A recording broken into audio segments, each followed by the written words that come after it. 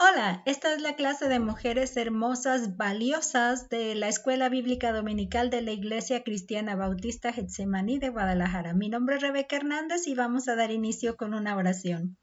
Gracias te damos, Padre, porque nos permites estudiar tu palabra. Gracias porque provees materiales que nos ayudan a darle una organización a nuestro estudio. Te pedimos que permitas que las enseñanzas que tú has puesto para nosotros las pongamos en práctica desde el fondo de nuestro corazón. En el nombre de nuestro Señor Jesús es nuestra petición. Amén. Estamos entonces en esta clase de escuela dominical en el que estamos trabajando en la unidad 4, que es un reino único. Aún continuamos en esta unidad estudiando el Evangelio de Mateo.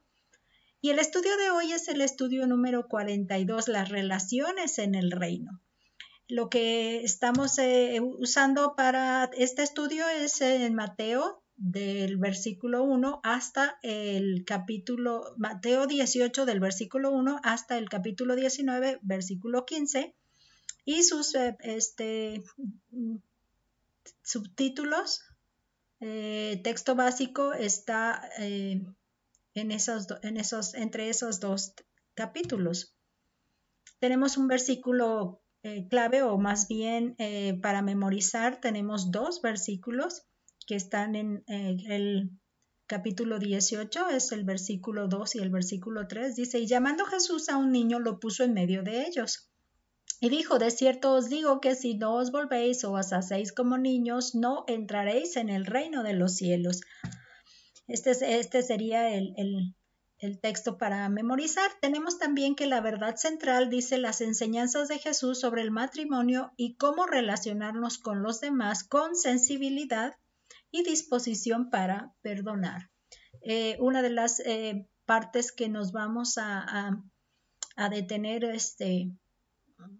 con más es sobre el perdón, y también se enfoca un poco más hacia la condición del matrimonio desde los orígenes, sobre todo, ¿no? Cómo Dios lo pensó originalmente.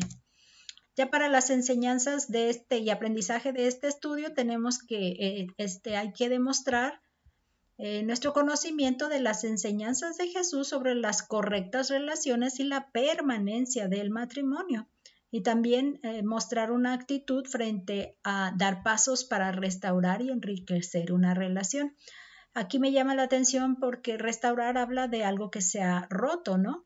Y enriquecer es que se ha mantenido unida, pero cómo se puede agrandar, ¿no? Que se puede engrandecer, enriquecer en este punto. Para los puntos del bosquejo estoy considerando los mismos que se mencionan en nuestro libro de maestro y alumno.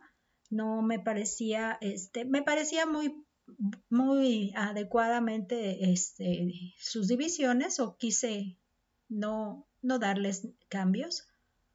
Por ejemplo, el punto número 1 dice la grandeza en el reino. Luego el punto 2, advertencia contra las ofensas a los pequeños. El cuidado de Dios en la siguiente para los pequeños. En el 4, acerca del perdón al hermano. Y en el 5, perdón sin límites. Por último, las enseñanzas de Jesús sobre el matrimonio. Y vamos a dar inicio así en ese orden. Empezaremos con la lectura de los versículos del 1 al 4 de este capítulo 18. Dice el título dice: en aquel tiempo los discípulos vinieron a Jesús diciendo: ¿quién es el mayor en el reino de los cielos? Y llamando Jesús a un niño, lo puso en medio de ellos y dijo: de cierto os digo que si no os volvéis y os hacéis como niños, no entraréis en el reino de los cielos. Así que cualquiera que se humille como este niño, ese es el mayor en el reino de los cielos.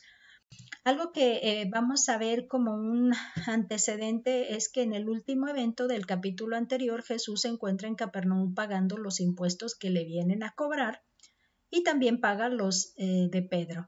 Entonces, habíamos visto que las enseñanzas que estaba llevando el Señor Jesús con sus discípulos en esa especie de retiro lo ubican en Cesarea de Filipo, pero luego ya regresan a Capernaum y en este regreso se encuentra precisamente con esta situación de que les vienen a cobrar, ¿no? Los impuestos.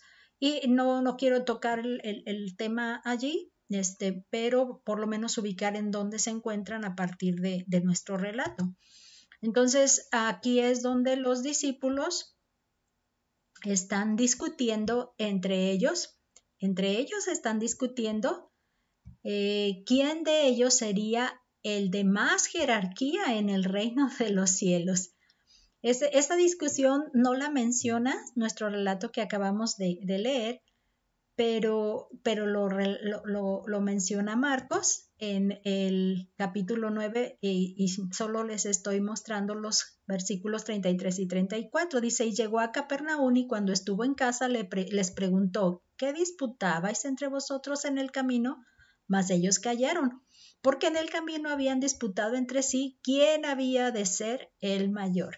Entonces parece que aquí ellos estaban tratando de ver quién se iba a quedar con el paquete más gordo o con el hueso más gordo cuando llegara el momento de definir a líderes gobernantes en este reino que ellos estaban ahora emprendiendo su formación o su fundación, diría yo. Y entonces el Señor Jesús pues tiene que hacerles, explicarles en realidad el error en el que se encuentran, ¿no? Dice que Jesús les explica que la grandeza en el reino de los cielos depende de la capacidad de disponer su corazón con humildad. Esta parte no la había incluido ahora que estuvimos en la clase presencial en la mañana, pero sí me pareció importante que sí la agregara porque el Señor Jesús mismo nos está mencionando así, pues el que no se humille, y vemos que hay muchas características de los niños, pero la humildad es una de las que está bien evidenciada o con de manera más resalta de manera más importante con relación a cuáles son sus cualidades. Por ejemplo, en la Biblia, a través de la Biblia, día a día de F.B. Meyer, encontré que la transfiguración de nuestro Señor Jesús sugirió que el tiempo de retomar su reino estaba cerca. Y los apóstoles pues comenzaron a arreglar sus planes, por ejemplo, de quién se iba a quedar con la dirección y el gobierno, ¿no? Por lo tanto, el maestro usó a un niño para su tema y predicó un sermón sobre la humildad. No debemos ser aniñados, sino como niños. La belleza de un niño pequeño es su inconsciencia, porque a veces no está consciente de qué suceda, su humildad, sencillez y fe. El reino de Cristo abunda con la rara combinación del guerrero y el niño. Los mejores dones de Dios se colocan no en un estante en alto para que los alcancemos, sino en uno bajo al que debemos inclinarlo. Me gustó mucho esta forma en la que nos menciona estas características que podemos ver en un niño, pensando que las debemos nosotros de tomar para poder ser como él. Me llamó la atención, pero más esta última frase donde menciona que si las pusiera de manera alta, los más bajitos no nos vamos a poder extender hacia arriba para alcanzarlas, ¿no? Pero en cambio, si las pone hacia abajo, para poder alcanzarlas es necesario agacharnos, y eso todos lo podemos hacer. O sea, esa es una condición más uniforme para todos. Y a la vez indica pues el hecho de someterse, sumisión y la humildad en este sentido, ¿no? Entonces esa es una de las cosas que él establece para el que quiera ser grande en el reino. Estar dispuesto a someterse, estar dispuesto a humillarse y no tratar de dominar sobre los demás, ¿no? En ese sentido. Creo que es más bien en ese enfoque lo que enfatiza este punto. Ya para el siguiente, advertencia contra las ofensas a los pequeños, estamos viendo los versículos del 5 al 9, que también los vamos a leer desde nuestras diapositivas, que dice así: y cualquiera que reciba en mi nombre a un niño como este, a mí me recibe. Y cualquiera que haga tropezar a alguno de estos pequeños que creen en mí, mejor le fuera que se le colgase al cuello una piedra de molino de asno y que se le hundiese en lo profundo del mar. Ay del mundo por los tropiezos, porque es necesario que vengan tropiezos, pero ay de aquel hombre por quien viene el tropiezo. Por tanto, si tu mano o tu pie te es ocasión de caer, córtalo y échalo de ti. Mejor te es entrar en la vida cojo o manco que teniendo 2 manos o 2 pies, ser echado en el fuego eterno.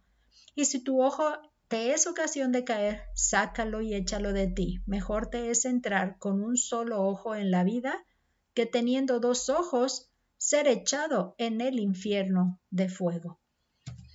Lo primero aquí vamos a entender pues que Jesús tiene a los de condición sensible, que así es como los describe un comentarista, como muy queridos, y espera que sean bien tratados por sus seguidores, sus discípulos. Es lo primero que vamos a resaltar aquí.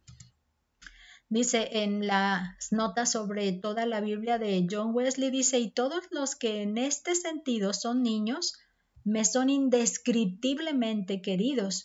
Por lo tanto, ayúdalos todo lo que puedas, como si fuera yo mismo en persona, y procura no hacerlos tropezar, es decir, no los apartes del camino correcto, ni los estreses en él.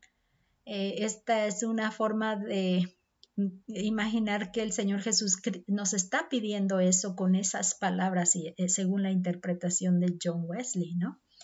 Y algo que vamos a ver también es que hacer tropezar a los pequeños es cosa seria. Y Jesús determina que es mejor detener esas acciones al costo que sea, que recibir el castigo destinado en el infierno. Por eso habla de cortar la mano, el ojo, sacarlo. Entonces, detener esas acciones al costo que sea, porque es mejor hacer esto que sufrir ese castigo que al final nos conduciría al infierno, ¿no? En esta misma, ahora a través de la Biblia, día a día, de F.M. Meyer, dice: una ofensa es todo aquello que dificulta a los demás el camino de una vida santa y útil.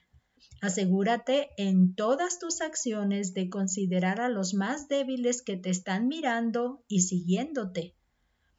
Aquí viene una anécdota. Dice: padre, dijo un niño, toma el camino seguro, aquí vengo. Un hombre, cuyo brazo quedó atrapado en una máquina, salvó a su hijo de ser atrapado cortándole el brazo con un hacha. Todo lo que nos hiere a nosotros o a los demás, por valioso que sea, debe ser cortado. Entonces, la parte importante es que veamos que cualquier acción que estemos realizando, tengamos en cuenta qué consecuencia puede traer ante alguien que viene siguiéndonos, que está observando nuestras acciones y que estas que estamos realizando harán que ellos declinen de mantenerse también constantes en el camino, ¿no? Esa es la parte que el Señor Jesús nos está pidiendo tener cuidado. Y algo más, nos dice que cuando estas situaciones no se mantienen, aquí por ejemplo nos habla del cuidado de Dios para esos pequeños. Esto lo menciona en los versículos del 10 al 14, que también aquí vamos a leer. Mirad que no menospreciéis a uno de estos pequeños, porque os digo que sus ángeles en los cielos ven siempre el rostro de mi Padre que está en los cielos, porque el Hijo del Hombre ha venido para salvar lo que se había perdido. ¿Qué os parece? Si un hombre tiene 100 ovejas y se descarría una de ellas, ¿no deja las 99 y va por los montes a buscar la que se había descarriado? Y si acontece que la encuentra, de cierto os digo que se regocija más por ella que por las 99 que no se descarriaron. Así no es la voluntad de vuestro Padre que está en los cielos, que se pierda uno de estos pequeños. Aquí este pasaje se me hace bien interesante, sobre todo por la manera en que Dios cuida de ellos. Dice aquí, por más pequeños e insignificantes que nos parezcan estos que Él determina pequeños, que en realidad en alguna de las descripciones que los comentaristas tienen, los mencionan como aquellos que están ignorados, son ignorados, que a veces son dentro de nuestra congregación o a veces en nuestra comunidad, a nuestros alrededores. Entonces dice que por más pequeños e insignificantes que nos parezcan estos, los pequeños, que pues son ignorados, no lo son para Dios Padre. Este es algo que sí llama la atención. De veras, Dios les puso guardias allí. Eso es lo que me llamó aquí la atención. Fíjense que según Wesley, en sus notas sobre toda la Biblia de John, o sea, de él, dice, procura no despreciar a ninguno de estos pequeños, como si estuvieran por debajo de tu atención. Cuídate de recibir y no de hacer caer al más débil creyente en Cristo, porque por muy insignificantes que te parezcan alguno de ellos, los mismos ángeles de Dios tienen un cargo especial sobre ellos, incluso los del orden más alto, que continuamente aparecen en el trono del Altísimo.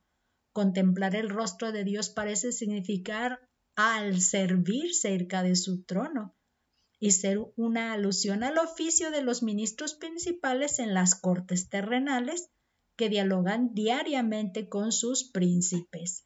Entonces aquí nos hace ver que si nuestro rey tiene a su servicio a los ángeles y les da comisión de estar al cuidado de estos pequeños, en buen aprieto nos metemos cuando no los tratamos de manera adecuada y ellos van y a la presencia de Dios y le cuentan todas las cosas, que nada se le va a escapar que nosotros hayamos hecho para perjudicarlos, nada se les va a escapar a estos guardianes para llegar a contarlo directamente a la presencia de Dios, porque precisamente están frente a cara frente al Altísimo, en el trono del Altísimo. Entonces, en buenos aprietos nos vamos a meter si creemos que yo me puedo quitar el ego o mantener mi ego haciendo trizas a estos pequeños con mis argumentos y mis doctrinas o mi manera de interpretación para presionarlos de esta o de esta otra manera, ¿no? O sea, esa parte sí que nos tiene que tener con piel chinita, decir, detente, porque no sabes a dónde va a llegar esa actitud que tú tienes, porque el Señor ha puesto guardianes a estos pequeñitos que poco a poco van creciendo y a lo mejor hasta lentamente, pero no pasan desapercibidos ante la presencia de nuestro Dios y en buen aprieto nos vamos a meter. Dice que para Jesús precisamente vino a salvar a los pequeños perdidos. Él mismo declara su propósito en el texto que dice que ha venido para salvarlos. Dice a lo que estaba perdido, así dice, ¿no? A los que estaban perdidos o también se puede entender, según el comentario de Jameson Fossetta Brand, estar perdidos actualmente, no que estaban, sino que todavía en este momento se encuentran como una oveja perdida. Dice un dicho de oro, repetida una y otra vez en diferentes formas. Aquí la conexión parece ser, ya que todo el propósito y la misión del Hijo del Hombre en el mundo es salvar a los perdidos, tened cuidado de que al causar ofensas no perdáis a los salvos.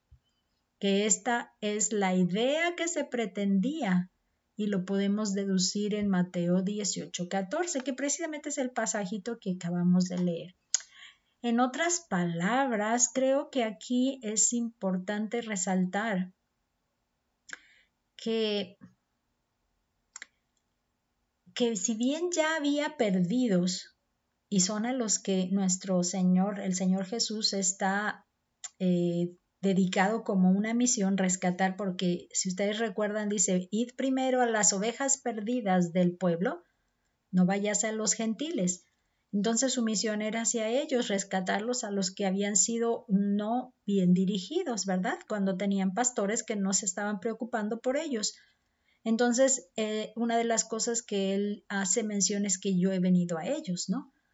Pero también aquí está mencionando que si nosotros nos dedicamos a hacer caer o a maltratar, no tratar correctamente a los pequeños, de alguna manera los vamos a hacer que si ellos estaban afianzados en su fe y en su ya habían aceptado al Señor como el Hijo de Dios, con el mensaje que Él les estaba dando a conocer, el asunto es que haremos que se pierda uno que no estaba perdido. Si antes ya otros se encargaron de hacer perder a los que había, a nosotros nos estamos arriesgando a que los que estaban dentro de los salvos, dijéramos, o de los que ya creían en Dios y sus promesas, estaríamos nosotros ahora causando que uno que sí estaba en el camino se pierda, y eso también es algo que, cuidado, nos hace mención, ¿no? Cuidado, porque también estamos entendiendo pues que nuestro Dios tiene cuidado de ellos. Dice que Jesús como buen pastor se rehúsa a perder una oveja, por lo que no queda tranquilo hasta que logra tenerla de vuelta. Y este relato también lo menciona desde el otro evangelio, que es Lucas. Dice que este es otro de esos dichos, Jamieson, Fausset and Brown, dice, este es otro de esos dichos profundos que nuestro Señor pronunció más de una vez. Vea la encantadora parábola de la oveja perdida en Lucas 15 del 4 al 7. Solo el objetivo es mostrar lo que hará el buen pastor cuando incluso una de sus ovejas se pierda, lo que hará para encontrarla. Aquí el propósito es mostrar cuando se encuentra cuán reacio es a perderla. En consecuencia se agrega, ¿cómo entonces puede castigar debido a esas ofensas que ponen en peligro las almas de estos pequeños? No se dignará el Señor a castigar si realmente Él está empeñado a no perderla, o sea, se rehúsa a perder a una oveja. Entonces, no nos pongamos en el plan de que no castigará a esas ofensas y ese hacer caer a un pequeño, y ahí es donde necesitamos estar muy cuidadosos de no vernos en esa posición, porque nada nos dice que no nos venga un castigo de parte de Dios. ¿Ok? Como tenemos quien nos acuse. En Lucas 15 del versículo 4 al 7 dice, ¿qué hombre de vosotros teniendo 100 ovejas y se pierde una de ellas no deja las 99 en el desierto y va tras la que se perdió hasta encontrarla? Y cuando la encuentra la pone sobre sus hombros gozoso, y al llegar a casa reúne a sus amigos y vecinos diciéndoles, gozaos conmigo porque he encontrado mi oveja que se había perdido. Os digo que así habrá más gozo en el cielo por un pecador que se arrepiente que por 99 justos que no necesitan de arrepentimiento. Entonces aquí vamos a darnos cuenta pues de que Él se gozará de cuando ya vea que ya volvió al redil donde debió haber siempre estado. Avanzamos ahora al punto número 4 acerca del perdón al hermano. Esto lo tenemos en el capítulo 18 de los versículos 15 al 20.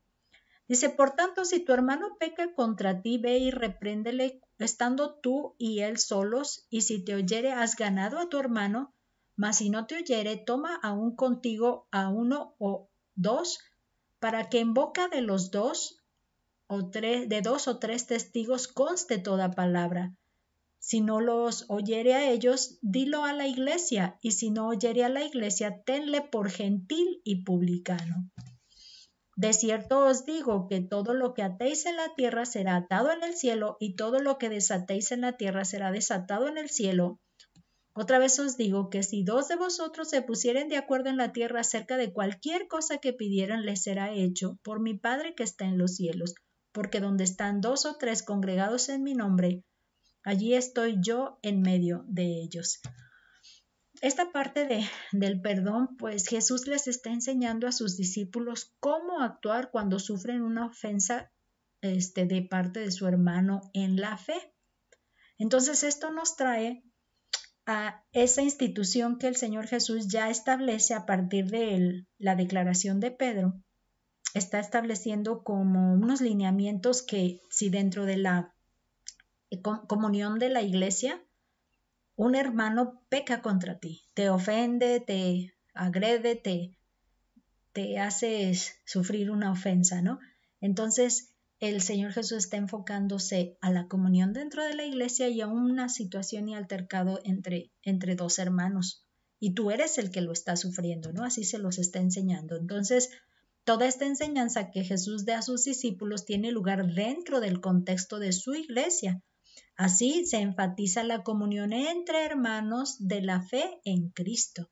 Esta parte sí es bien interesante porque eso no se percibe de manera clara si no si no nos han llamado la atención a que habla de la fe entre los hermanos y la comunión de ya haber aceptado a Jesús, a Cristo, ¿no? Como la cabeza de esa asamblea, de esa iglesia.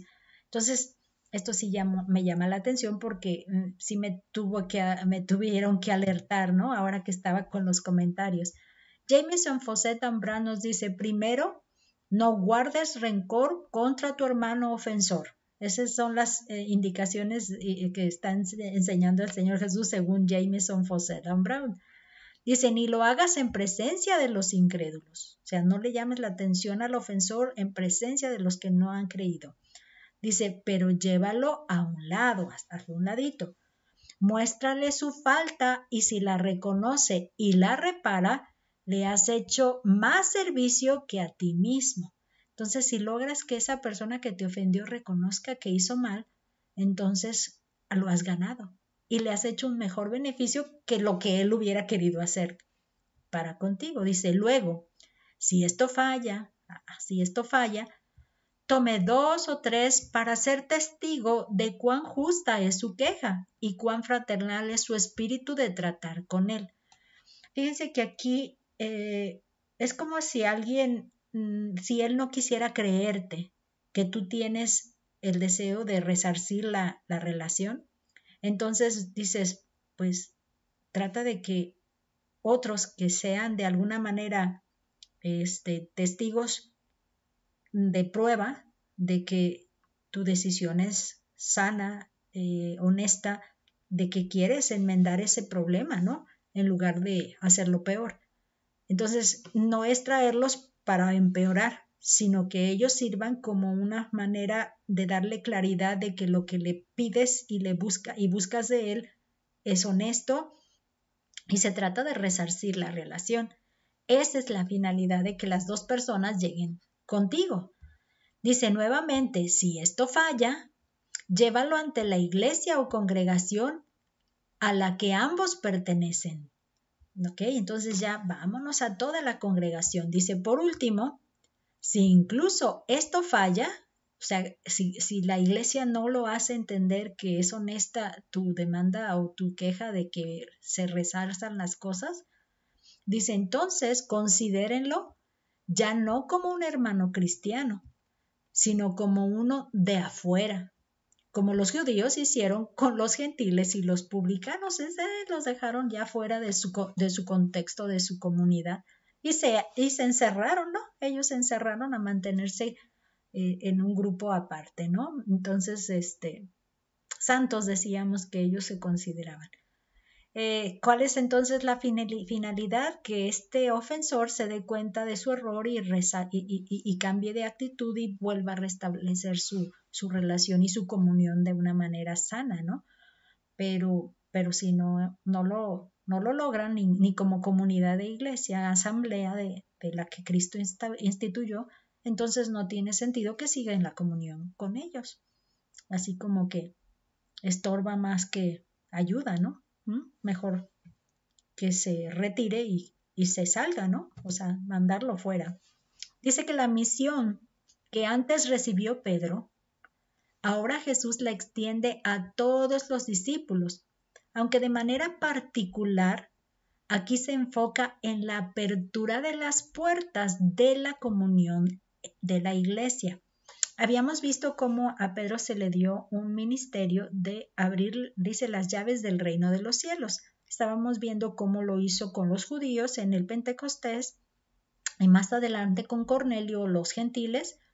Él predicó el evangelio del reino, entonces muchos entraron allí al reino, ¿no? A través del mensaje de Pedro. Pero entonces ahora esta manera de atar lo formaliza ahora con todos los discípulos. Según Jameson Fawcett Brown, dice aquí lo que se había concedido poco tiempo antes solo a Pedro, según Mateo 16-19, ahorita lo vamos a volver a leer, se extiende claramente a todos los 12, de modo que sea lo que sea, lo que signifique, no significa nada peculiar para Pedro, pero mucho menos para sus supuestos sucesores en Roma. Tiene que ver con la admisión y el rechazo de la membresía de la iglesia. Por eso les decía que hasta que no nos hacen un poquito de enfoque para conducir la interpretación de este texto, si nos hubiéramos mantenido como que en una interpretación muy amplia, diría yo, y no algo más concreto con referencia a la congregación, a la membresía de la iglesia que Cristo está estableciendo con la confesión de Pedro, ¿no? Entonces aquí estamos hablando de que esta encomienda de los apóstoles tiene que ver con la manera de llevar a cabo el perdón, de llevar a cabo las relaciones entre dos o tres que quieren mantenerse dentro de la iglesia, ¿no? Dice, vamos a revisar el texto en donde se le da la encomienda a Pedro, dice, a ti te daré las llaves del reino de los cielos, y todo lo que atares en la tierra será atado en los cielos, y todo lo que desatares en la tierra será desatado en los cielos. Entonces estamos hablando de que la fe puede darse, y ese hecho de que puede darse afianza y asegura que cuenta también en el cielo. Entonces el desatar no ha querido creer, por lo tanto pues no hay nada que haya quedado allá como para afianzarse de allá. Entonces algo así es dentro de la comunión de la iglesia. Dice ahora el proceso entonces está en las relaciones, ¿no? De un ofensor, de uno que ha caído en pecado. Dice, la intercesión por el que ha caído en pecado está enfatizada aquí, al ponerse de acuerdo en pedir al Padre por su restauración. Entonces, cuando habla de precisamente este hecho de que lo que se ate en la tierra también será atado allá, entonces también está hablando de la apertura para poder afianzar la pertenencia, en este caso de manera particular, a la iglesia, que en este caso, si hay un pecado, lógicamente que es importante interceder por esa persona que está en pecado porque no puede mantenerse en la comunión de la iglesia en esa condición. Por lo tanto, el interceder porque este caído en pecado cambie de esa condición es una de las misiones que ahora establece el Señor Jesús hacia sus discípulos para que no sea alguien que se pierda por esa condición en la que se encuentra, sino que se pueda restaurar y por lo mismo mantener o volver a integrar a la comunión de la iglesia, ¿no? Entonces, esta parte de la intercesión sí hace diferencia en no dejarlo perderse, hacerlo consciente de que está en una condición caída, decaído en pecado, pero no querer que se mantenga allí. Dice, todo lo que atares en la tierra, esto lo mencionas Jameson Fawcett Brown, dice, todo lo que atares en la tierra por excomunión, sí, eso es lo que indica el quedar fuera de la congregación, dice, pronunciado con el espíritu y el poder de Cristo. Dice, todo lo que sueltes, o sea, la absolución de esa sentencia, en la iglesia primitiva, la absolución no significaba más que una descarga de la reprobación de la iglesia. Entonces, la misma iglesia había notado esa condición y por lo tanto, pues, fuera. Pero como apóstoles, el Señor les está indicando, no permitan que se quede afuera, hay que interceder por él para fin de que se restaure, ¿no? Y eso es una de las encomiendas aquí. Dice, nuevamente os digo, no solo se escuchará su intercesión por el penitente, sino todas sus oraciones unidas. ¿Cuán grande es entonces el poder de la oración conjunta? Si dos de ustedes, supongamos un hombre y su esposa, están orando por una situación en la que el pecado está de por medio, entonces, ¿no contestará el Señor esa petición de intercesión por el caído? Esta es entonces la tarea en la que está el Señor Jesús extendiendo su misión, a que sus apóstoles no dejen a un caído, sino que le permitan poder restaurar su relación de comunión con la iglesia. Pero también queda claro que la comunión en la iglesia debe de ser valorada constantemente, revisada o expuesta a cuando las condiciones de gente, de los hermanos, pues, que hayan caído en pecado, sean rápidamente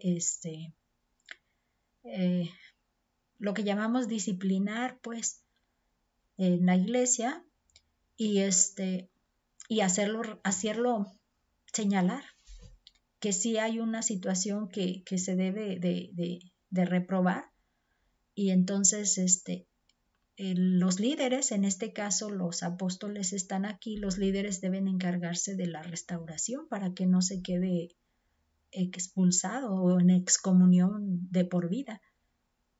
Y eso es algo que sí se está estableciendo aquí y está no tan fácil de definir así, pero de veras que la ayuda de los comentaristas sí nos ha permitido darnos cuenta de en qué contexto se está hablando este mensaje, esta enseñanza.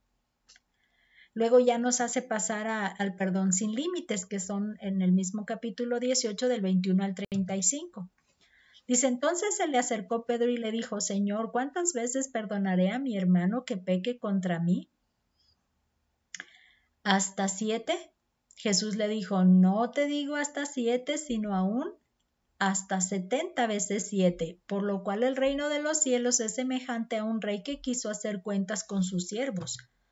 Y comenzando a hacer cuentas, le fue presentado uno que le debía 10,000 talentos. A este, como no pudo pagar, ordenó su señor venderle y a su mujer e hijos y todo lo que tenía para que se le pagase la deuda. Entonces aquel siervo postrado le suplicaba diciendo, Señor, ten paciencia conmigo, yo te lo pagaré todo. El señor de aquel siervo, movido a misericordia, le soltó y le perdonó la deuda. Y saliendo aquel siervo, halló a uno de sus consiervos que le debía 100 denarios, y haciendo de él, le ahogaba diciendo, págame lo que me debes. Entonces su consiervo, postrándose a sus pies, le rogaba diciendo, ten paciencia conmigo, yo te lo pagaré todo. Mas el que él no quiso, sino fue y le echó en la cárcel hasta que pagase la deuda, y viendo sus consiervos lo que pasaba, se entristecieron mucho y fueron y refirieron a su señor todo lo que había pasado. Entonces llamándole su señor le dijo, siervo malo, toda aquella deuda te perdoné, ¿por qué me rogaste? ¿No debías tú también tener misericordia con tu consiervo, como yo tuve misericordia de ti?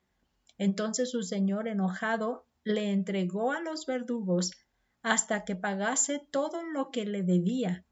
Así también mi Padre Celestial hará con vosotros, si no perdonáis de todo corazón cada uno a su hermano sus ofensas. Lo que vemos aquí es que Jesús presenta la necesidad de tener un corazón perdonador de manera permanente.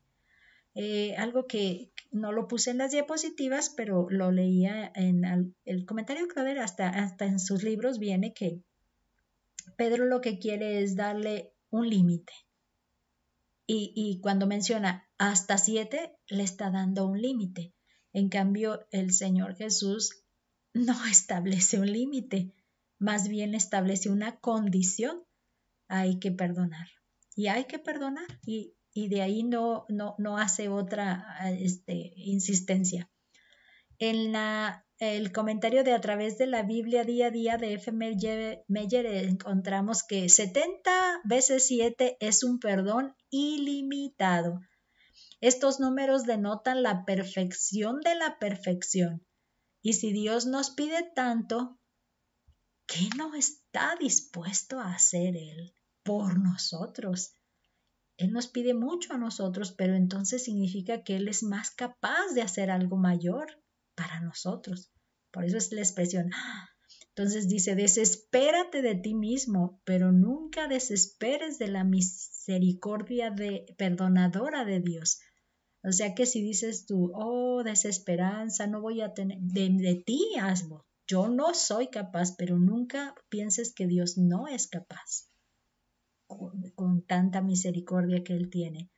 Dice, la causa de la ruina del hombre no es el pecado, sino la incredulidad que piensa que el pecado es demasiado grande para ser perdonado. Algo que llama la atención es cuando te quedas con la culpa de un pecado que tú cometiste y tú dices que ya fuiste al Señor y le pediste que por la sangre de Cristo borrara tu pecado, aún tienes el remordimiento, la culpa. El riesgo de esta condición nos hace que nosotros nos consideremos con más autoridad que la de Dios, que hace posible el perdón de pecados pensando que yo no me perdono a mí misma por tanto mal que hice en ese pecado. El riesgo que ahí se ve es que nos estamos haciendo una mayor autoridad que Dios. Y si le escarbamos al trasfondo de este evento de hacernos más autoridad que Dios, nos viene a la mente cuando Satanás también se quiso poner en una posición de mayor autoridad que Dios porque quiso ser no solo igual a Dios, sino mayor que Dios. Decíamos igual a Dios, de hecho, que precisamente es el de la máxima autoridad. Pero pues lógicamente que si Dios ya tiene la máxima autoridad, él estaría por encima de Dios. Pero cuando se le determinó, él determinó pues que esta era la condición en la que él quería estar, le fue negada, cancelada y por lo mismo expulsado del reino, porque en el reino la autoridad de Dios es la que gobierna completamente. Entonces, esa fue la condición y el destino de Satanás. Entonces, cuando nosotros no estamos creyendo que Jesús es capaz de perdonarnos por su sangre, estamos creyendo que nosotros, que no nos perdonamos a nosotros mismos, somos más autoridad que en él y estamos cayendo en el pecado de Satanás, de creerse más que Dios. Entonces sí conviene que nos acerquemos a Dios a pedirle que nos ayude a entender que ese perdón ya ha sido otorgado y que no tenemos nosotros por qué considerarnos con mayor escrúpulo que Dios mismo, porque estamos a riesgo de ser como Satanás. Hay que tener ese cuidado. Entonces, en el reino de los cielos, el perdón es otorgado por Dios al verse movido a misericordia por un clamor genuino. cuando nosotros clamamos a Dios, Él es movido a misericordia. Entonces, al nosotros recibir esta misericordia, nosotros nos vemos capaces de hacerlo. Dice, al haber experimentado la misericordia en el perdón recibido, nos hace capaces de ofrecer misericordia al dar a otros el perdón. Ese es algo que tenemos nosotros que estar conscientes que por la experiencia uno habla. Si yo no tengo la experiencia, no tengo idea de lo que se está hablando, pero yo experimenté, por lo tanto, entonces soy capaz de ofrecer misericordia. Entonces hay que estar alertas de esto porque no podemos cerrar ese canal para que surja la misericordia en nuestro corazón. Aquí a través de la Biblia día a día de F.B. Meyer dice la diferencia entre las dos cantidades de deuda mencionadas en la parábola establecen la gran diferencia entre nuestra deuda con el hombre y con Dios. Y el perdón gratuito del Rey nos enseña que Dios no solo desea perdonarnos, sino borrar todo recuerdo de nuestros pecados. Nunca podríamos pagarlo todo, pero Dios lo perdonará todo. Sin embargo, observe que este sirviente perdió el perdón del rey por lo que dejó de actuar. De manera similar podemos excluirnos de los beneficios de la muerte de Cristo, aunque ha reconciliado al mundo con Dios, por causa de un espíritu que no perdona y no es misericordioso. Entonces ese es nuestro riesgo si no estamos dispuestos a creerle a Dios, aceptar su perdón y saber que es suficiente. Entonces, nuestra manera de no perdón y de no misericordia nos puede mantener fuera de esos beneficios de la muerte de Cristo. Por último, vamos a las enseñanzas de Jesús sobre el matrimonio. Este es el pasaje en el capítulo 19 del 1 al 15. Aconteció que cuando Jesús terminó estas palabras, se alejó de Galilea y fue a las regiones de Judea al otro lado del Jordán, y le siguieron grandes multitudes y lo sanó allí. Entonces vinieron a él los fariseos tentándole y diciéndole, ¿es lícito al hombre repudiar a su mujer por cualquier causa? Él respondiendo les dijo, ¿no habéis leído que el que los hizo al principio varón y hembra los hizo? Y dijo, por esto el hombre dejará padre y madre y se unirá a su mujer y los dos serán una sola carne. Así que no son ya más dos, sino una sola carne. Por tanto, lo que Dios juntó no lo separe el hombre. Le dijeron, ¿por qué pues mandó Moisés dar carta de divorcio y repudiarla? Él les dijo, por la dureza de vuestro corazón, Moisés os permitió repudiar a vuestras mujeres, mas al principio no fue así. Y yo os digo que cualquiera que repudia a su mujer salvo por causa de fornicación y se casa con otra, adultera, y el que se casa con la repudiada, adultera. Le dijeron sus discípulos, si así es la condición del hombre con su mujer, no conviene casarse. Entonces él les dijo, no todos son capaces de recibir esto, sino aquellos a quienes es dado. Pues hay eunucos que nacieron así del vientre de su madre, y hay eunucos que son hechos eunucos por los hombres, y hay eunucos que asimismo se hicieron eunucos por causa del reino de los cielos. El que sea capaz de recibir esto, que lo reciba. Entonces le fueron presentados unos niños para que pusiese las manos sobre ellos y orase, y los discípulos les reprendieron. Pero Jesús dijo, dejad a los niños, venid a mí, y no se lo impidáis, porque de los tales es el reino de los cielos, y habiendo puesto sobre ellos las manos, se fue de allí.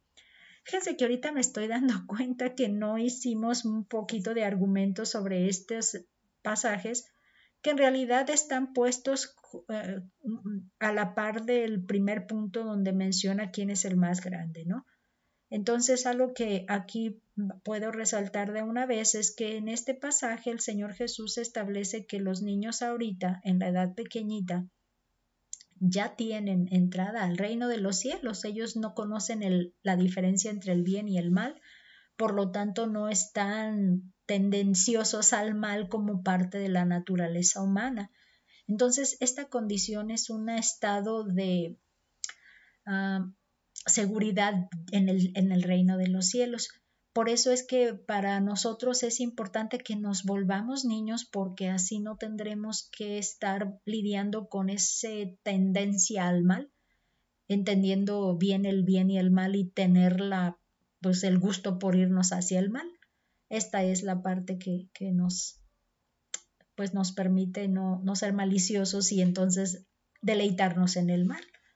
Excepto, bueno, también hago mención de la preocupación que tengo y siempre la insisto a quienes tienen pequeñitos de edad que todavía no reflexionan el bien y el mal, porque hay que estar alertas que en cuanto ellos puedan entender esa diferencia, ya van a necesitar de Cristo como su Salvador, porque ellos ya entienden estas dos diferencias y de alguna manera ya empiezan a buscar o a tender hacia el mal, por pequeñitos que sean. Entonces, como padres hay que estar cuidando cuál es la tendencia que ahorita ya se ve en ellos y empezar a hacerles énfasis en que necesitan reconocer su condición de pecar, de hacer el mal y de saberse necesitados del perdón de Dios por la sangre de Cristo, por pequeñitos que sean.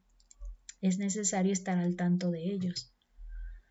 Por ejemplo, ya en el texto anterior sobre el matrimonio, sobre las enseñanzas que tiene Jesús sobre el matrimonio, Jesús termina sus enseñanzas a sus discípulos y se va para Judea al otro lado del Jordán. Vamos a ubicar la región en donde él se encuentra. Mira, está un poco pequeñito aquí, pero él se encuentra en Capernaum, fue la última narración que tuvimos. Entonces, todo este recorrido él lo lleva a cabo para esta última parte de la enseñanza que tenemos.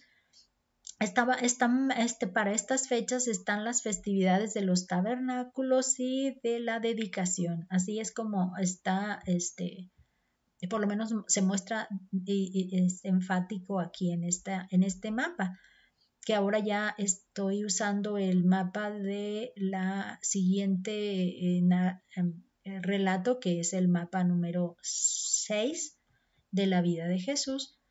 Y luego menciona que él se va al otro lado del río Jordán, y este viene a ser el relato que con los demás otros evangelios se logra rescatar, pues que esta era la ciudad en la que él, o la región en donde él se encontraba, que es precisamente Betábara. Y aquí ese sería el puntito donde se está ubicando. Ahí se encontraba él, ¿no? De este recorrido que realiza. Entonces Jesús sigue allí. En otros evangelios se menciona que pues él, además de que está sanando a enfermos y que las multitudes lo siguen, les está enseñando. Algo que me gusta de este mención de que les enseña tiene que ver con que el pueblo ya tiene conocimiento del Antiguo Testamento como la palabra de Dios, pero probablemente lo que le falta es ajustar ese conocimiento, y eso es algo importantísimo, porque si ellos no están claros en lo que esto significa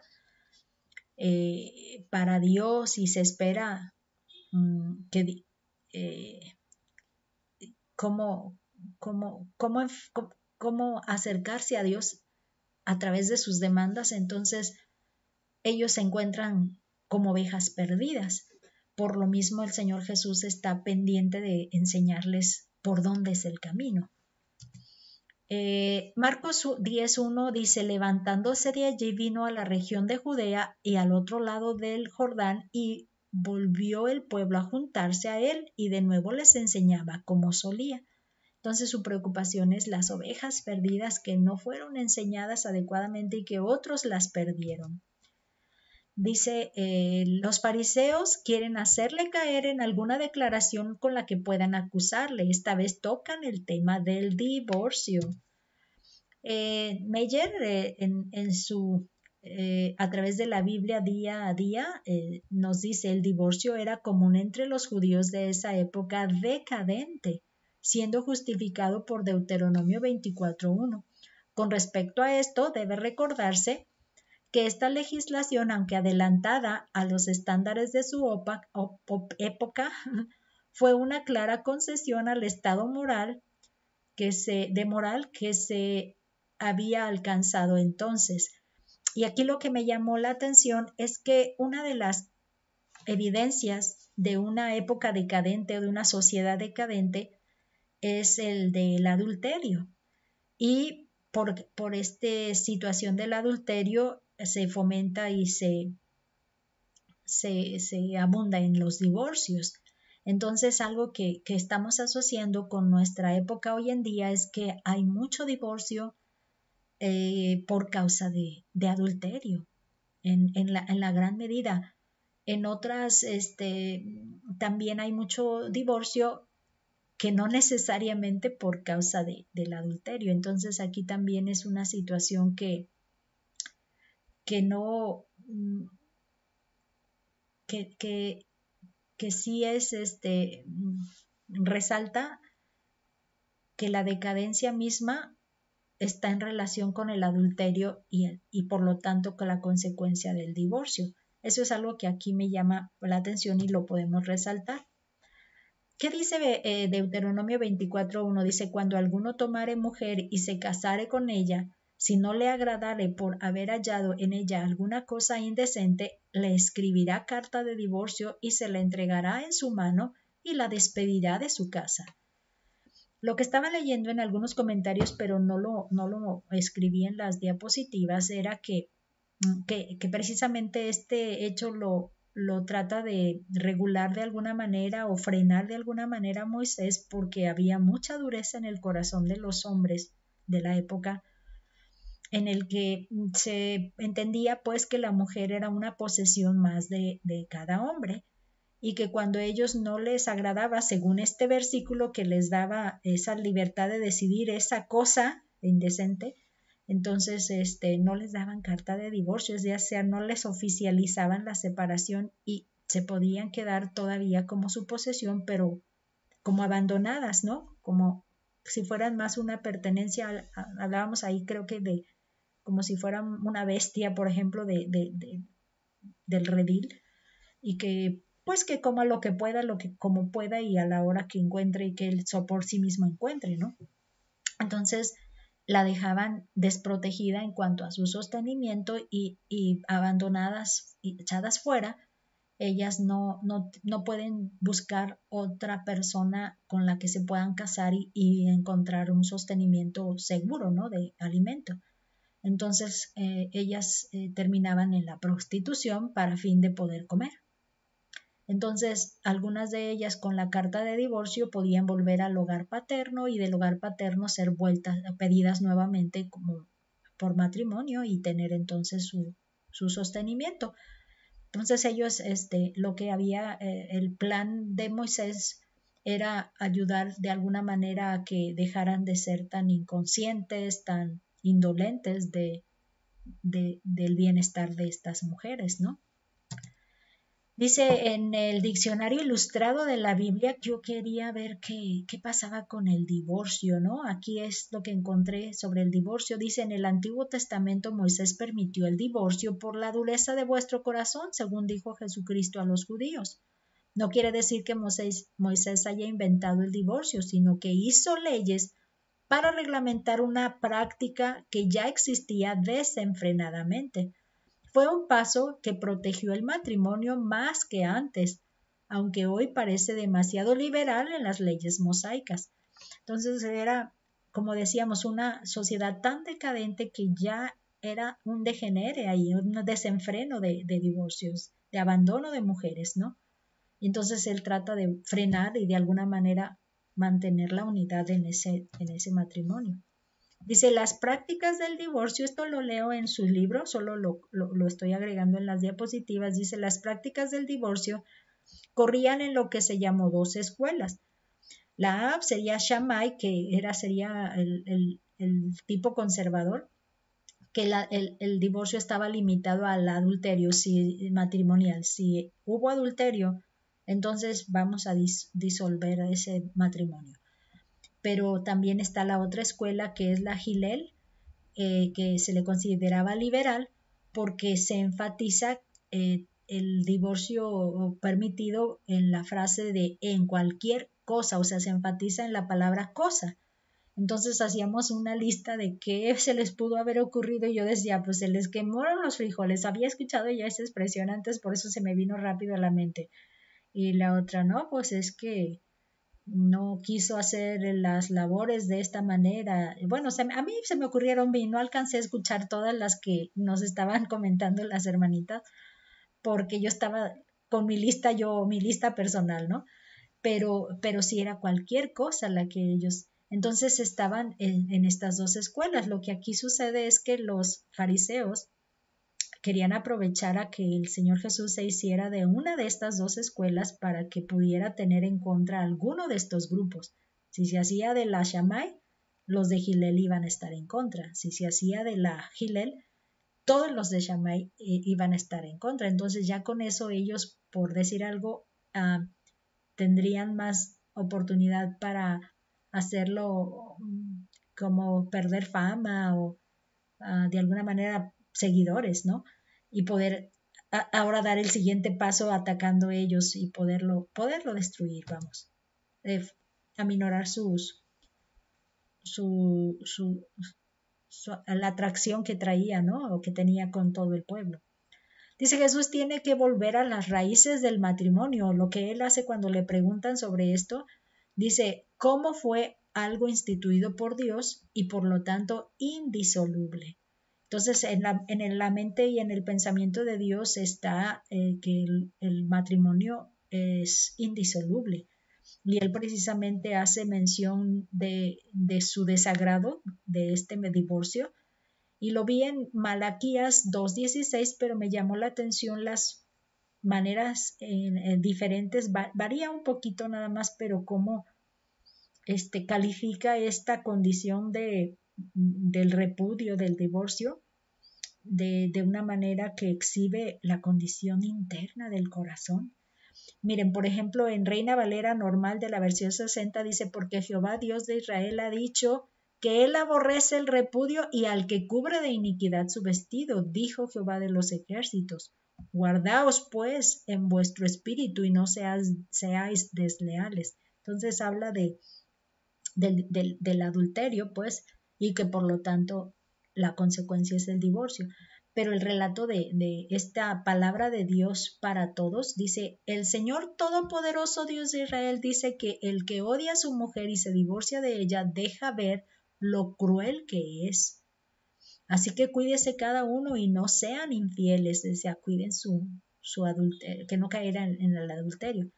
Y en esta otra Reina Valera, pero de Gómez, varía también un poquito, pero me llamó la atención. Dice, porque Jehová Dios de Israel dice que él aborrece el divorcio y al que cubre de violencia, la violencia, con su vestidura, dice Jehová de los ejércitos. Guardaos pues en vuestro espíritu y no seáis desleales. Entonces, la iniquidad y la crueldad y la violencia son como el degenere que tiene uno que se ha metido en el adulterio y que como consecuencia provoca el divorcio en su relación. Entonces, y Dios no está de acuerdo, aborrece esto.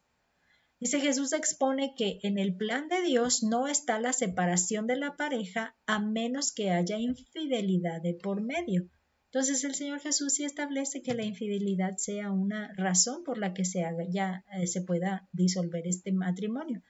En el diccionario ilustrado de la Biblia, del editorial Calibre, dice la enseñanza de Cristo es mucho más estricta en cuanto a los motivos, pues solamente reconoce el divorcio por causa de la infidelidad sexual.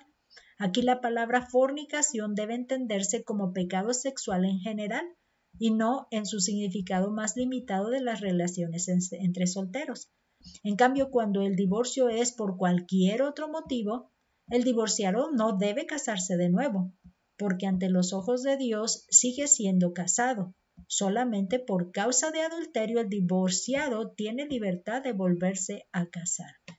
Y aquí haría una alerta, una llamada de alerta para que no se engañen a sí mismos haciendo parecer que la causa del divorcio fue el adulterio, cuando en realidad no lo fue, porque la condición ante los ojos de Dios es de una persona que se encuentra casada, y si se quiere y pretende casar, para Dios no lo está. Y entonces estaríamos incurriendo en esa declaración que dice: lo que Dios juntó, no lo separe el hombre. Entonces, si Dios ya presenció su unión, decía la hermanita, es que hay que entender que dice: lo que Dios unió, no lo separe el hombre, pero hay matrimonios que no los unió Dios. Pero entonces yo diría, eso tendría de alguna manera argumento para decirle: es que pues Dios no unió nuestro matrimonio, por eso lo podemos disolver, porque entonces nunca lo aprobó Dios. Entonces yo ahí no vería que estaría correcta la manera de interpretarlo, porque en realidad no tendría sentido. Y lo argumentarían así como muy falsamente los que quieren el divorcio por cualquier causa, ¿no?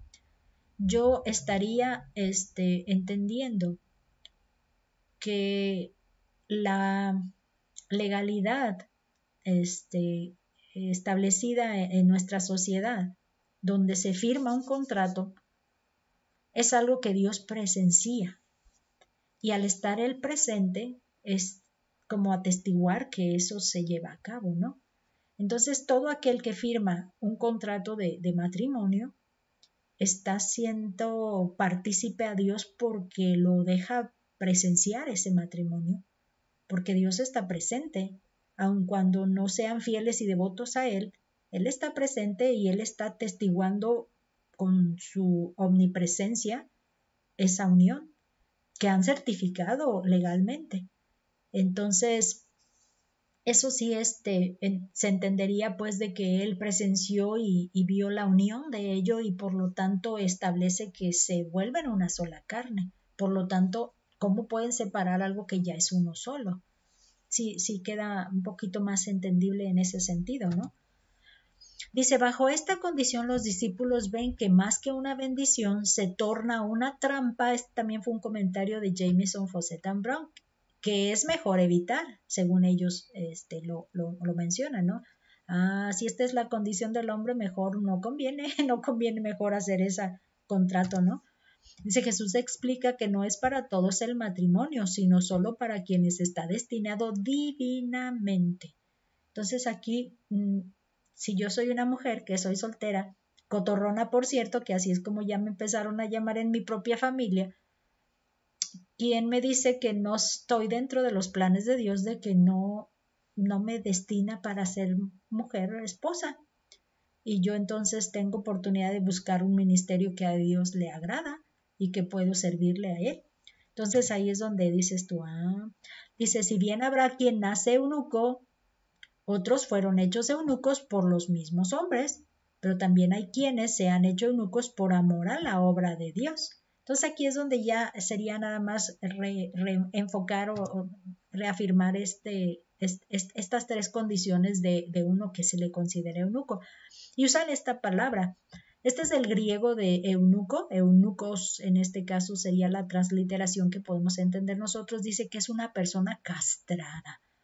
Y castrada pues normalmente se enfoca más hacia los hombres, porque pues estamos hablando de que se cortan sus testículos, que es donde vienen los ya no me acuerdo cómo le llamamos a estos que sirven para la fecundación en una relación sexual. Entonces estos se les cortan, entonces ya no tienen la capacidad de procrear, ¿no? Y estas personas así se les llamaban eunucos, porque se les castraba para llevar a cabo una función, y que de hecho así se les determina. Dice que esta persona castrada era empleada en las cámaras de cama orientales. Por extensión, el nombre que se le daba es un hombre soltero o impotente, o sea, ya no puede procrear.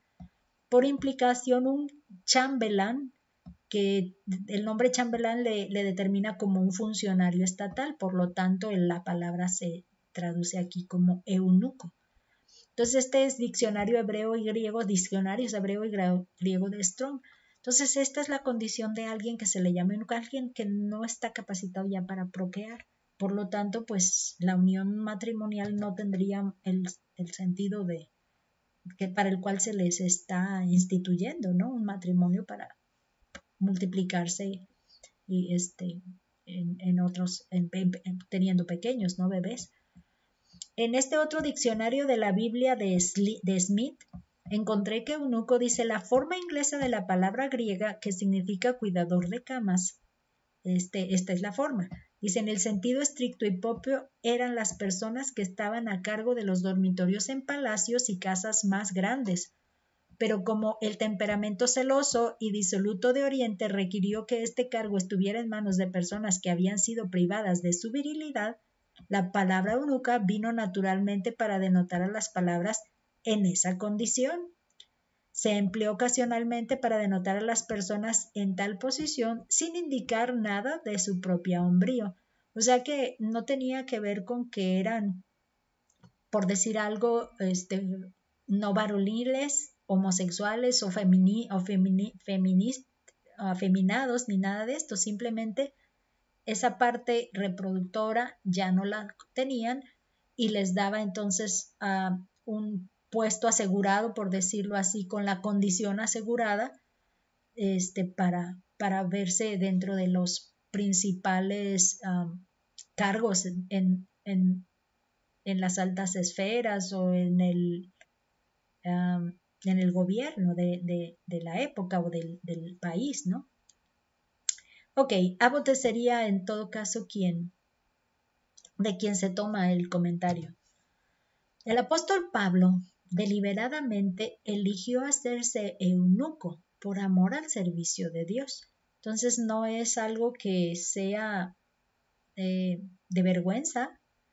Por decir, a mí me dio risa que en mi última festejo familiar, mi mismo papá me decía, ay, mi hija la cotorrona, y me anda buscando pareja mi papá. Y yo me quedé, ¿y por qué te preocupas por mí? ¿Y por qué te preocupas por algo que no es de preocupación, que no tiene preocupación en sí, o que no es malo, no es un mal? No entiendo que estés tan preocupado, pero sí me causó mucha risa que sí es cierto. A los ojos de él me encuentro yo como una cotorrona. Pero bueno, no me hace pena, no me hace lamento ahí. En primera, los Corintios 7:7 dice, quisiera más bien que todos los hombres fuesen como yo, pero cada uno tiene su propio don de Dios. Uno a la verdad de un modo, otro de otro. O sea, no todos nacemos para lo mismo de matrimonio o no matrimonio. O sea, no todos estamos cortados para hacer matrimonios. Y Dios, y Pablo lo supo. Él prefirió dedicarse y pues prefería que todos también se dedicaran a la obra más bien y al extendimiento del reino de Dios. Y pues el matrimonio no ayudaba porque se dividía el pensamiento en agradar a la pareja, ¿no? Vamos a las aplicaciones. La primera de ellas le he llamado los cuidados de Dios para los pequeños. Y no sé si me di a entender, pero miren, dice, Dios ha destinado ángeles guardianes para aquellos que son ignorados en la comunión de la iglesia o hasta en la sociedad. Ellos personalizan a Jesús cuando queremos ofrecerle a él, a Jesús, nuestro servicio. Entonces, aquí la invitación es que mantengamos un corazón dispuesto a mostrar el amor de Dios siendo canales e instrumentos hacia esos pequeños. Algo que sí dice, por cuanto lo hiciste a uno de estos pequeñitos, esa es una de las maneras en que el Señor Jesús nos hace saber que ellos personalizan a Jesús. A mí lo hiciste. Entonces nosotros queremos ofrecer un servicio a nuestro Señor Jesús, a nuestro Señor. Podemos buscar a estos pequeños ignorados, aquellos que se pudieran ver no tan favorecidos, y ellos recibirán nuestro servicio como si se lo diéramos al Señor. Entonces esa es una motivación de Dios le dio guardianes y no los abandona, los tiene bajo el cuidado y la observación de sus guardianes, de sus ángeles. En el siguiente aplicación veo que el perdón en la comunidad de la iglesia. Dice, Jesús ha determinado las bases para la institución de su iglesia. Acuérdense, sobre esta confesión edificaré mi iglesia, dice. Y nos enseña que dentro de su comunión, la comunión de la iglesia, existirán conflictos que deben resolverse por la vía tanto pacífica como del amor. Entonces, esta parte del amor, la vía del amor, es algo que necesitamos mantener para resolver los conflictos y que sean pacífica también la vía. Y si usar de ello permitirá la restauración del ofensor y del ofendido. O sea que esto ayudará a que se limen las asperezas y permitan que la relación vuelva a mantenerse de una manera sana, ¿no? Dice, su principal objetivo es que el perdonador, o sea, el que va a perdonar, se torne dice, su principal objetivo es que el perdonar se torne un ejercicio permanente en la comunidad de su iglesia. Entonces aquí lo que nos está invitando o mostrando el Señor es que necesitamos mantener la acción de perdonar como algo permanente para lograr que la comunión de la iglesia se mantenga en buenas relaciones unos con otros. Así que por la vía pacífica, por la vía del amor, procuremos que esas relaciones se puedan subsanar, otorgándoles el perdón, siendo perdonadores también, ¿no? Y en la tercera dice las señales de la degeneración, ¿no? Que no pude evitar incluir la última parte del matrimonio. Dice, si bien Jesús mostró las señales que evidenciaban la llegada del reino a la tierra, la degeneración en la sociedad también tiene sus propios señales que evidencian su presencia. Entonces la degeneración se va a evidenciar porque el adulterio, eso no lo incluí en la narración aquí, pero el adulterio que provoca divorcios se abunda. El adulterio que provoca divorcio se abunda. Eso es algo que este pasaje nos deja ver. Dice, la infidelidad que permite la separación ante los ojos de Dios también está sujeta a la reconciliación y al perdón que permitan la restauración de las relaciones. Aquí sí cabe mencionar que cuando de veras hay arrepentimiento del que cayó en esta falta, sea un arrepentimiento genuino porque ya no está dispuesto a seguir en esa condición. Por lo tanto, la restauración, la reconciliación se pueden lograr. Y hay muchos testimonios con estas características. Pero también vemos que hay otros testimonios en donde la persona admite su culpa, pero no abandona la condición de adúltero o de adúltera. Entonces, esto no nos da la oportunidad de la reconciliación y la restauración, sino más bien en todo caso la separación, y una separación que no tiene manera de refutarse o de criticarse, sino decir adelante. Como decía el apóstol Pablo, a paz nos ha llamado el Señor, y si no se van a entender, sepárense. Eso es más saludable para vivir en paz, separados mejor. Ya para terminar, pues mostrarles que la próxima, el estudio va a estar del capítulo 19, los versículos que restan del 16 en adelante, y el capítulo 20. Y pues vamos a orar para cerrar y despedir este estudio. Gracias te damos, Padre bendito, porque podemos entender que tú tienes un aprecio muy especial por aquellos que están nuevos creyentes en tu reino y que están pequeños esperando desarrollar su fe en ti. Gracias te damos porque ese cuidado que tú tienes para con ellos nos hace alertar de que nosotros debemos velar por ellos y por su crecimiento y por su salud, y no ser piedra de tropiezo para ellos, porque al final tú te vas a dar cuenta y te van a ir a a contar todo lo que nosotros por prepotencia queramos realizar. No permitas que caigamos en esto. Gracias por darnos esta enseñanza. Gracias también por hacernos entender que no hay límites en el perdón que tú esperas que tengamos, así como tú mismo no tienes límites para nosotros. Gracias, Señor, porque esta enseñanza nos da paz en el corazón, pero también nos hace responsables de que lo que hemos aprendido de ti, experimentado de ti, somos capaces de llevarlo a cabo, y ayúdanos a poder ejercitarlo, llevarlo a cabo, Señor. También te pedimos por el plan de matrimonio que muchos estarán más bien llevando a cabo en relaciones con su pareja, donde la tentación del adulterio se presenta constantemente y al final da pie a que se trate de justificar cuando tú no lo justificas, Padre.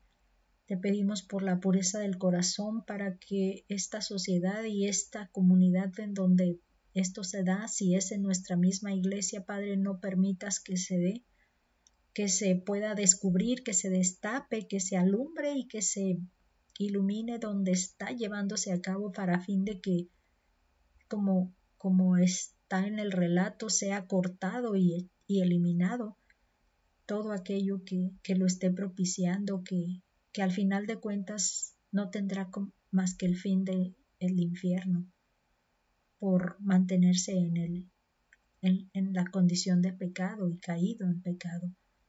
Ayuda, Señora, que todos aquellos que están llevando una relación de matrimonio puedan mantener su fidelidad, Padre, y que no lleguen a punto de degenere donde sus emociones y pasiones sean mayores que el agradarte y ser fieles a la institución que tú estableciste como indisoluble. Ayúdanos como congregación y como sociedad para levantarnos de esta degeneración en la que se ha caído. Te lo pedimos todo en el nombre de nuestro Señor Jesús. Amén. Hasta la próxima.